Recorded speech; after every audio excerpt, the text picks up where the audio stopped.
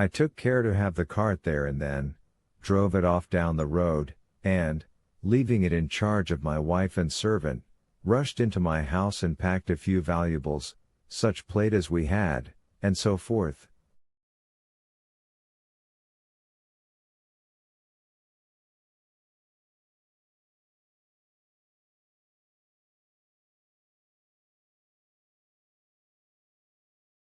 The beech trees below the house were burning while I did this, and the palings up the road glowed red.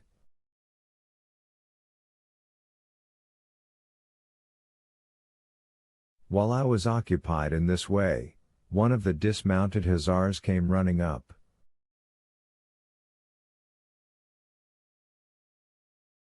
He was going from house to house, warning people to leave. He was going on as I came out of my front door, lugging my treasures, done up in a tablecloth.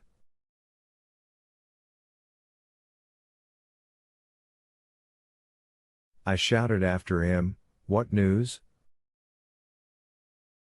He turned, stared, bawled something about crawling out in a thing like a dish cover, and ran on to the gate of the house at the crest.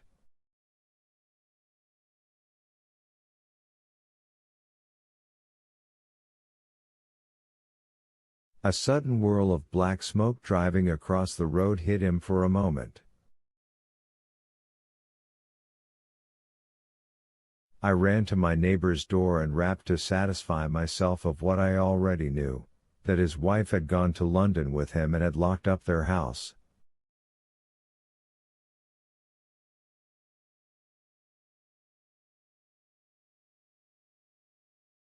I went in again, according to my promise, to get my servant's box, lugged it out, clapped it beside her on the tail of the dog cart, and then caught the reins and jumped up into the driver's seat beside my wife.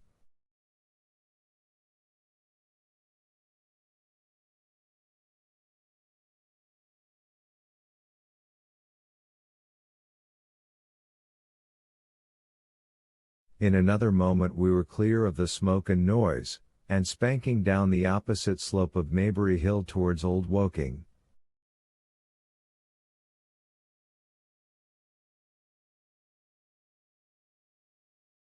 In front was a quiet sunny landscape, a wheat field ahead on either side of the road, and the Maybury Inn with its swinging sign.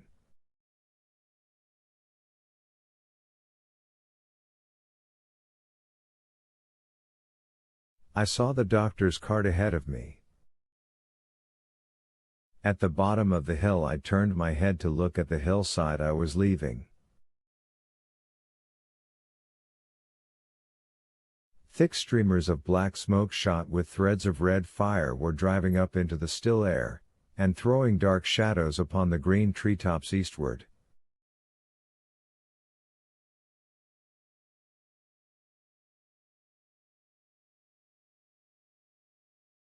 The smoke already extended far away to the east and west to the Byfleet pine woods eastward, and to Woking on the west.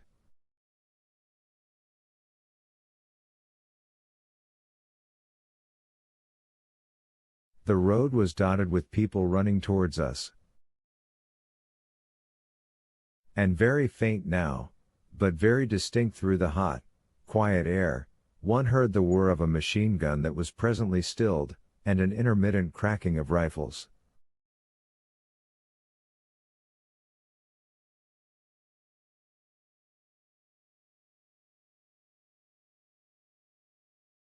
Apparently the Martians were setting fire to everything within range of their heat ray.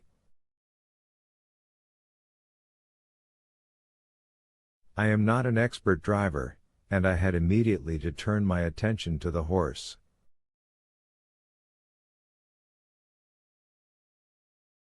When I looked back again, the second hill had hidden the black smoke. I slashed the horse with the whip, and gave him a loose rein until Woking and Send lay between us and that quivering tumult.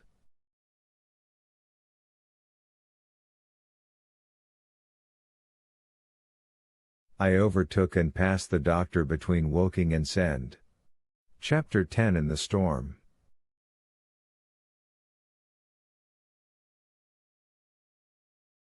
Leatherhead is about 12 miles from Maybury Hill. The scent of hay was in the air through the lush meadows beyond Purford, and the hedges on either side were sweet and gay with multitudes of dog roses.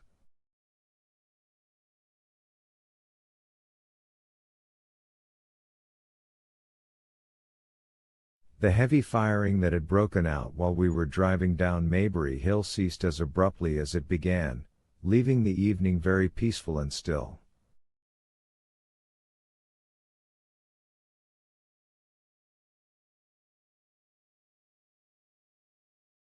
We got to Leatherhead without misadventure about 9 o'clock, and the horse had an hour's rest while I took supper with my cousins and commended my wife to their care.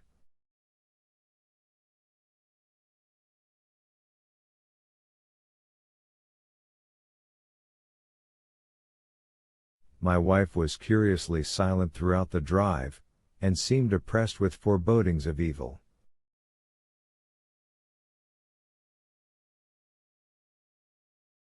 I talked to her reassuringly, pointing out that the Martians were tied to the pit by sheer heaviness, and at the utmost could but crawl a little out of it, but she answered only in monosyllables.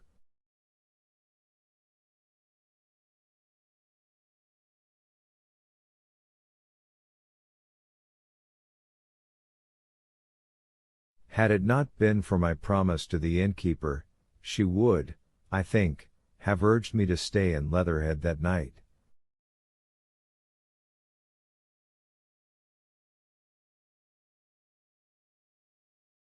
Would that I had.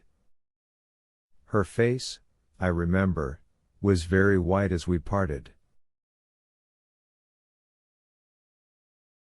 For my own part, I had been feverishly excited all day. Something very like the war fever that occasionally runs through a civilized community had got into my blood, and in my heart I was not so very sorry that I had to return to Maybury that night.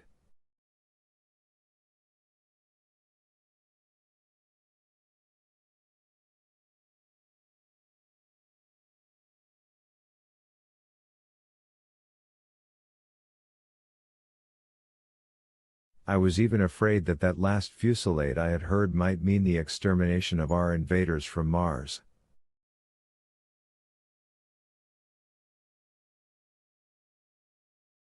I can best express my state of mind by saying that I wanted to be in at the death. It was nearly 11 when I started to return. The night was unexpectedly dark. To me, walking out of the lighted passage of my cousin's house, it seemed indeed black, and it was as hot and close as the day.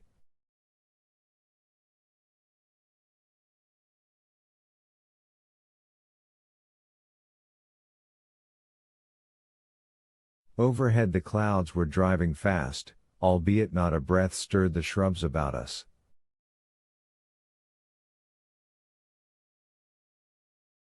My cousin's man lit both lamps. Happily, I knew the road intimately. My wife stood in the light of the doorway, and watched me until I jumped up into the dog cart.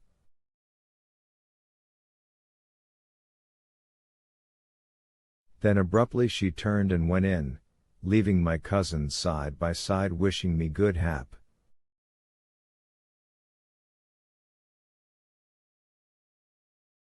I was a little depressed at first with the contagion of my wife's fears, but very soon my thoughts reverted to the Martians.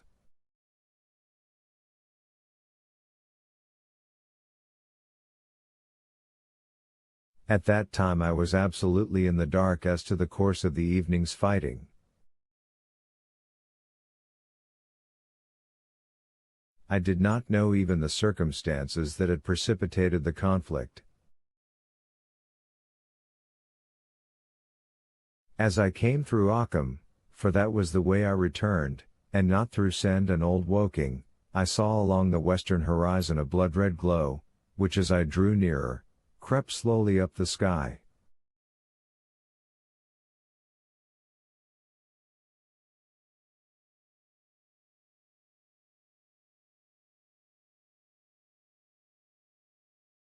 The driving clouds of the gathering thunderstorm mingled there with masses of black and red smoke.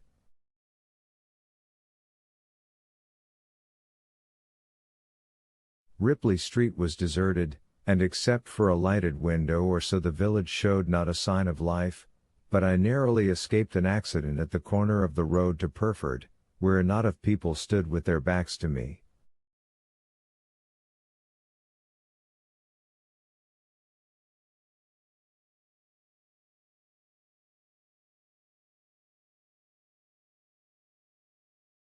They said nothing to me as I passed. I do not know what they knew of the things happening beyond the hill, nor do I know if the silent houses I passed on my way were sleeping securely, or deserted and empty, or harassed and watching against the terror of the night.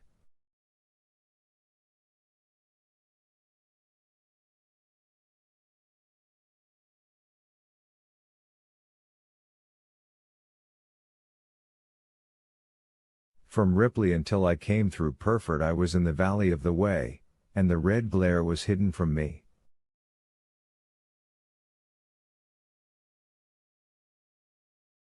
As I ascended the little hill beyond Purford Church the glare came into view again, and the trees about me shivered with the first intimation of the storm that was upon me.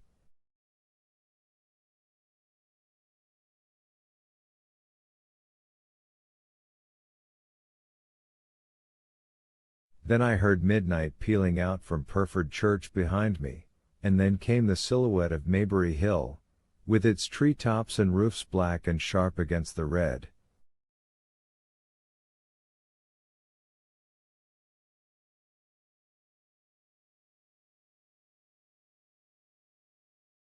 Even as I beheld this a lurid green glare lit the road about me and showed the distant woods towards Addlestone.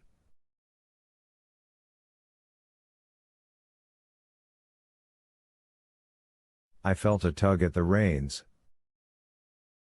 I saw that the driving clouds had been pierced as it were by a thread of green fire, suddenly lighting their confusion and falling into the field to my left.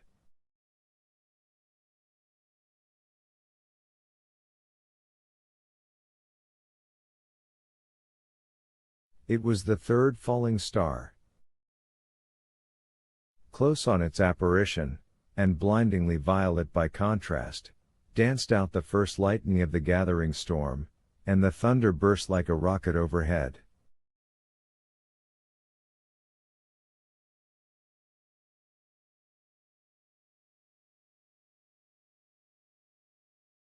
The horse took the bit between his teeth and bolted. A moderate incline runs towards the foot of Maybury Hill, and down this we clattered.